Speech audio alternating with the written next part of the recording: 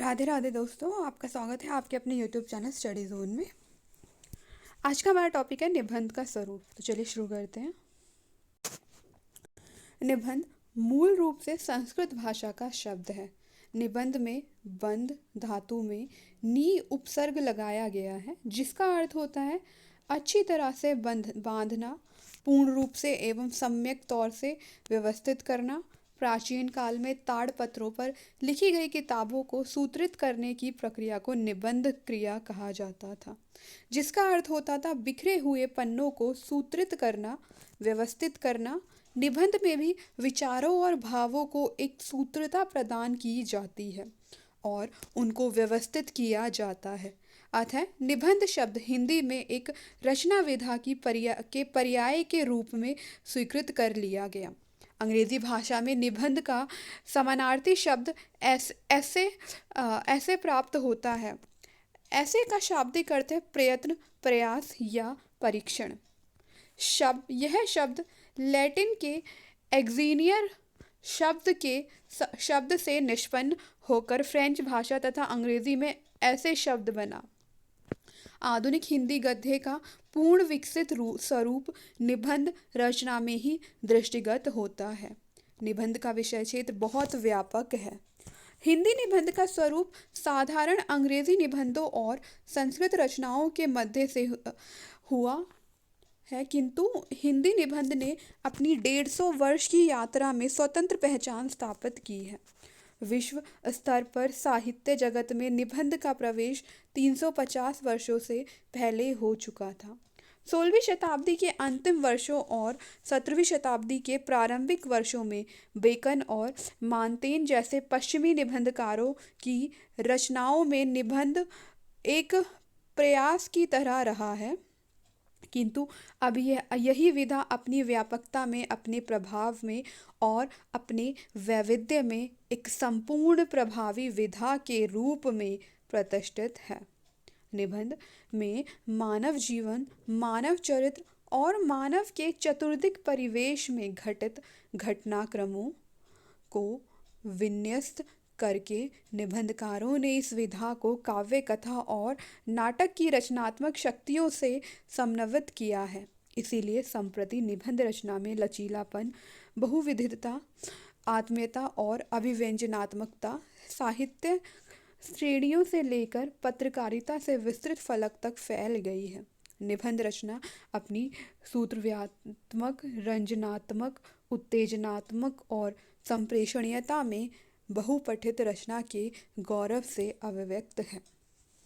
निबंध के स्वरूप की पहचान के लिए अनेक तरह की परिभाषाओं में निबंध रचना को बांधने की चेष्टा की गई है, किंतु सतत रूप से कृप, माण और बहुरंजनी विधा को परिभाषाओं में कीलित नहीं किया जा सकता।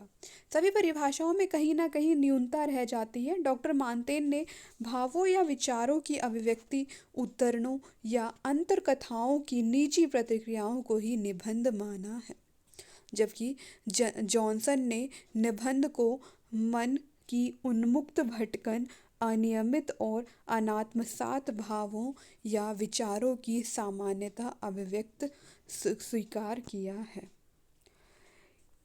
क्रेवल के अनुसार निबंध प्रतिभा या अभिरुचियों से रहित लेखकों की जिज्ञासा वृत्तियों की अभिव्यक्ति मात्र है।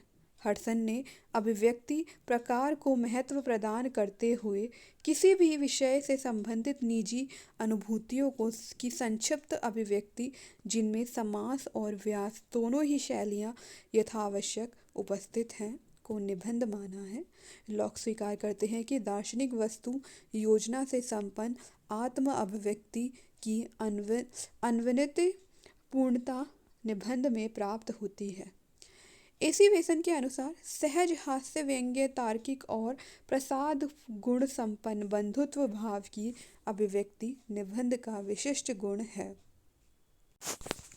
हिंदी के आचार्यों ने भी निबंध को परिभाषित करने का उद्यम किया है। आचार्य रामचंद्र शुक्ल के अनुसार निबंध गंभीर विचार प्रकाशन का माध्यम है। विचारों की संबद्धता, भाव प्रकाशन की व्यवस्था एवं कसावट ये निबंध के मूल तत्व हैं। आचार्य नंदुलारे वाजपेयी के अनुसार असंपूर्णता विचार न करने वाला गद्य रचना का वह प्रकार है जिसमें अनुभूति की प्रधानता है, विषय निरूपण में स्वतंत्रता हो, जिसमें लेखक का व्यक्तित्व पूर्ण रूप से प्रतिबिंबित हो, जिसकी शैली मौलिक तथा साहित्यिक कोटि की हो, निबंध कहलाता है। हजारी प्रसाद द्विवेदी कहते हैं कि हजारी प्रसाद द्विवेदी ने भावों या विचारों की प्रधानता तथा शैली की रमणीयता के योग से जिस नवीन साहित्य का प्रचलन हुआ उसे ही निबंध साहित्य की संज्ञा दी गई है। बाबू गुलाब राय ने निबंध के विभिन्न तत्वों की ओर संकेत करते हुए लिखा है, निबंध उस गद्य रचना को कहते हैं जिसमें सीमित आकार के भीतर किसी एक विषय का वर्णन या प्रतिपादन एक विशेष निजीपन, स्वच्छंदता, सौष्ठव और सजीवता तथा आवश्यक संगति और संबद्धता के साथ किया गया हो।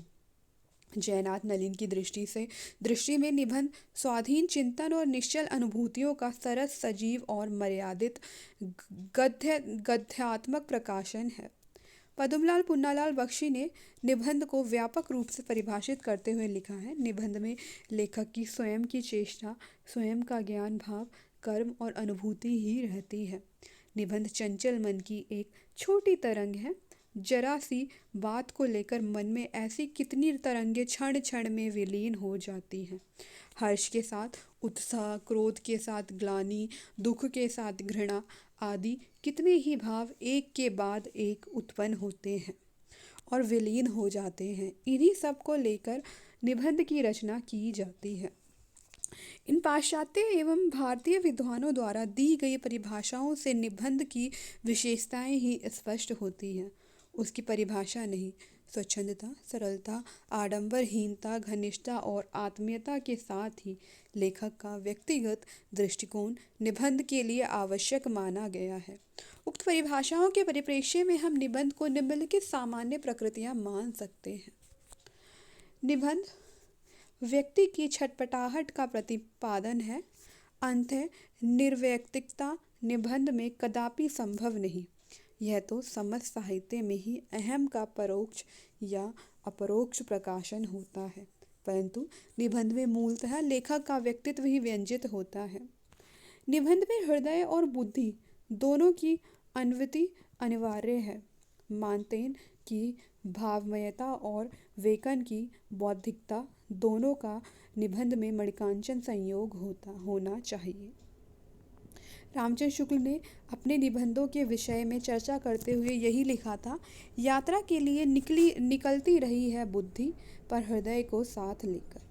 निबंध आकार की लघुता के कारण अपने किस्म की एक अपूर्णता वाली रचना है, किंतु यह अपूर्णता भी अपने आप में एक संपूर्णता के लिए होती है।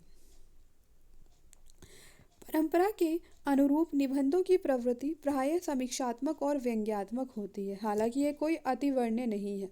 भाषा की दृष्टि से अन्य विधाओं की अपेक्षा निबंध अपना एक वैशिष्ट्य रखता है, सामान्य गद्य की तुलना में ललित विदग्धतापूर्ण होता है। निबंधों का वर्गीकरण। निबंध का वर्गीकरण करते हुए ये माना गया है कि कुछ निबंध वस्तुपरक होते हैं और कुछ आत्मपरक। वस्तुपरक निबंध विवरणात्मक और वर्णनात्मक रहते हैं। निजात्मक निबंध विचारात्मक, भावात्मक और आत्मपरक होते हैं। वस्तुपरक निबंधों में निर्वैयक्तिकता होती है, जबकि निजात्मक निबंधों में व्यक्तिकता का समावेश रहता है। वर्णनात्मकता निबंधों में वस्तु, स्थान, दृश्य आदि का चित्रोपम वर्णन रहता है। निबंधकार को वस्तु की वास्तविकता को प्रस्तुत करने के लिए कल्पना का भी प्रयोग करता है। कल्पना तत्व के कारण उसका वर्णन रमणीय और रोचक हो उठता है। इस तरह के निबंध में यह आवश्यक रहता है कि निबंध पढ़ते हुए पाठक के मानस पटल पर पूरा दृश्य उभरकर अपने वास्तविक रूप, रंग, गंध और स्वर के साथ सजीव और साकार हो उठे। विवरणात्मक निबंधों में किसी घटना का वृत्तांत प्रस्तुत करना होता है।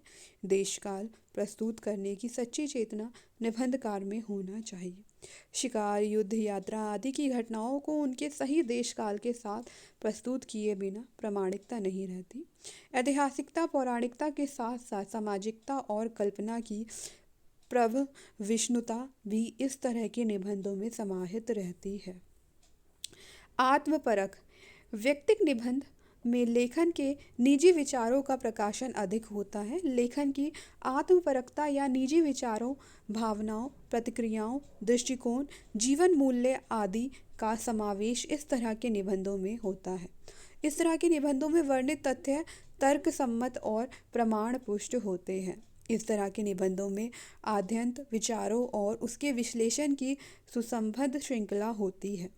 विचारात्मक निबंधों के चरमोत्कर्ष की चर्चा करते हुए आचार्य रामचंद्र शुक्ल ने लिखा है, शुद्ध विचारात्मक निबंधों के चरमोत्कर्ष वही कहा जा सकता है जहाँ एक एक पैराग्राफ में विचार दबा दबा कर ठूंसे गए हों और एक एक वाक्य किसी सुबद्ध विचार खंड को लिए हो।